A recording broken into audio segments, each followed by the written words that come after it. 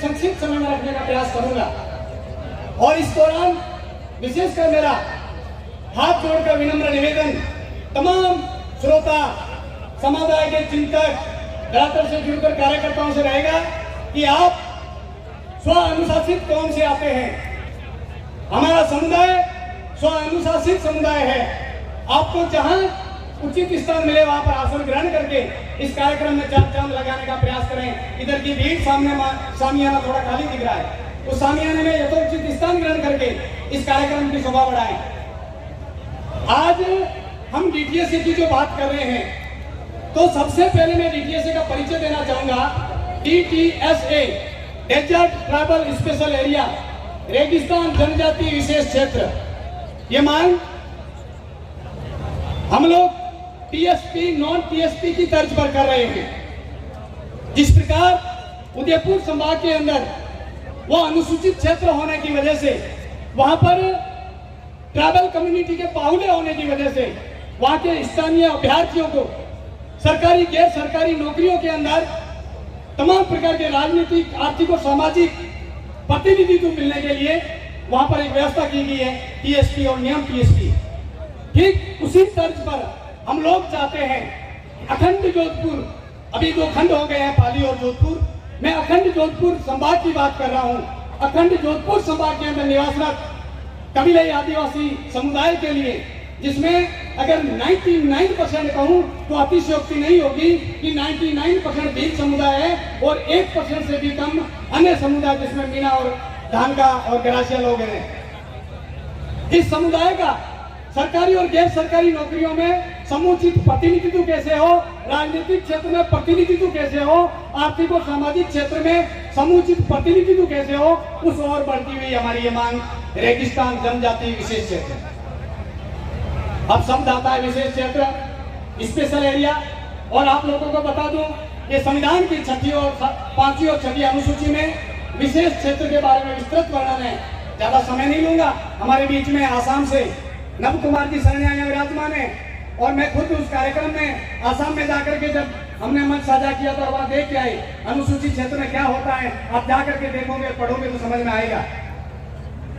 एक ही शब्द में कहना चाहूं तो होगा, आदिवासी क्षेत्र में आदिवासियों का राज, गैर आदिवासियों की वहां एंट्री, आदिवासी ग्राम सभा या आदिवासी परिषद की अनुमति के बिना प्रवेश भी वर्जित है। यह होता है अनुसूचित क्षेत्र। अब रेगिस्तान जनजाति विशेष क्षेत्र का जो ख्याल आया, वह क्यों आया? आप लोग अभी के लेटेस्ट आंकड़े देखिएगा। राजस्थान पुलिस की अभी भर्ती का परिणाम आया। जालोर जिले की बात करेंगे, हम जालोर में बैठे हैं। यहाँ से एसटी कैटेगरी के 22 रिजर्व पोस्ट थी और परिणाम आया उस जालोर के अंदर एसटी जो कैंडिडेट है वो 26 चयनित हुए हैं। 4 जनरल से एसटी के कैंडिडेट और 22 रिजर्व पोस्ट है एसटी के कैंडिडेट चयनित हुए हैं नव कुमार जी, और वो 26 के 26 एक भी स्थानीय नहीं है। 2 धानका और 24 मीना लोग हैं। जालोर की बात कर रहा हूं मैं। और ये क्या है हाल हमारे बाड़मेर का है, जब 6 रिजर्व पोस्ट थी और 6 के 6 बाहर जिले के हैं, एक भी बाड़मेर जिले का स्थानीय अभ्यर्थी नहीं है। और पूरे संभाग की बात करूं तो मात्र एक अभ्यर्थी राजस्थान पुलिस में जोधपुर से भर्ती हुआ जो बाड़मेर के पतासर गांव का है। हम इस प्रकार के अगर आंकड़े सभी जुटाएं, अभी लेटेस्ट भर्ती का परिणाम आया शिक्षक भर्ती का, जिनको कल से ज्वाइनिंग भी दे रहे हैं। और इस भर्ती में मैं बाड़मेर जिले के आंकड़ों की बात करूं तो बाड़मेर जिले में जो एसटी के लिए जो जिले आवंटित हुए हैं, उसमें मोर देन 126 कैंडिडेट को जिला आवंटित हुआ है।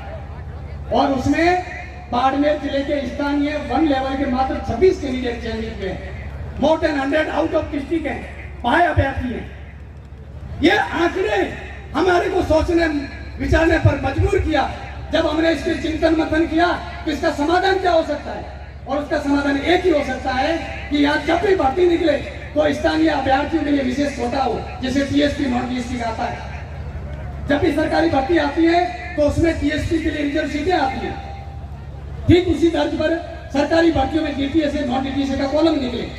डीटीएसए का मतलब डेजर्ट ट्राइबल स्पेशल एरिया के निवासरत लोग भी उसमें आवेदन कर सकते हैं, बाहर के लोग आवेदन ही नहीं कर पाएंगे। अगर ऐसा व्यवस्था हो जाती है तो अभी जहां हमारे जो ये शिक्षक भर्ती का जो परिणाम आया है, अपने जालोर से मोर देन 13 कैंडिडेट है। दूसरे नंबर पे पहले नंबर पे बाड़मेर है 26, दूसरे नंबर पे जैसलमेर है जहाँ से 16 कैंडिडेट है, और तीसरे नंबर पे जालोर है वहाँ से 16, यहाँ से 13, ऐसे कुछ है। ये आंकड़े मोर देन 2000 होते, 2000 होते पूरे संभाग के, 2000 शिक्षक स्थानीय लगते। इस और हमारी ये मांग बढ़ रही है, और ये मांग संवैधानिक रूप से राज्य सरकार के पाले की है, ये मैं सबूत कहना चाहूंगा। ये पत्रावलियां जो बनी है, इसमें पिछली 2017 से जो मांग की गई तब से लेकर के आज दिन तक का हर एक लेटर इसमें नथी किया हुआ है। ये मैं 23/5/2018 का सरकार द्वारा इस मांग का जब निस्तारण करने के लिए माडा कार्यालय से जांच करवाई गई, तो मैना साहब माडा कार्यालय ने इसको लिखा कि उक्त प्रकरण नीतिगत होने के कारण शासन स्तर पर इसका निस्तारण किया जाए। इसमें कॉन्स्टिट्यूशनल अमेंडमेंट की कोई जरूरत नहीं, संवैधानिक संशोधन की जरूरत नहीं। राज्य सरकार ध्वनि मत से एक विधेयक पारित करके राज्यपाल के पास है, डीटीएस से लागू करो, डीटीएस से लागू करो। और जब तक हम ये मांग हमारी पत्रावलियों में एक सूत्री नहीं देंगे, तो उसका आप लोगों ने अपनी पत्रावली बनाई, उसमें 10-12 मांगे डाली और एक में डीटीएस से भी डाली। सरकार ने उस 12 मांग में से 10 स्वीकार करके दे दी और डीटीएस को साइड में कर लिया। आप किस मुंह से जाके कहोगे कि सरकार कहेगी हमने 10 मांगे तो मान ली, और क्या करें? इसलिए हम एक ही मांग मांग रहे हैं डीटीएस से, और इसका फायदा क्या होगा जरा देखिए। वर्तमान में 2011 की जनगणना के अनुसार पूरे अखंड जोधपुर संभाग की जनगणना 2011 के अनुसार एसटी की जनसंख्या है 9,76,000 2011 के अनुसार, और पिछली जनगणना के अनुसार सर्वाधिक जनसंख्या वृद्धि जोधपुर डिवीजन में हुई है, और उसमें भी बाड़मेर जैसलमेर जिलों के अंदर हुई है। और अगर जिलों के अंदर जो हुई है उसमें अगर अपना भौतिक सतह पर करेंगे तो वो अपने कम्युनिटी की होगी, इसमें कोई दो राय नहीं। और वर्तमान में यह जनसंख्या, जैसा डॉक्टर साहब ने बताया,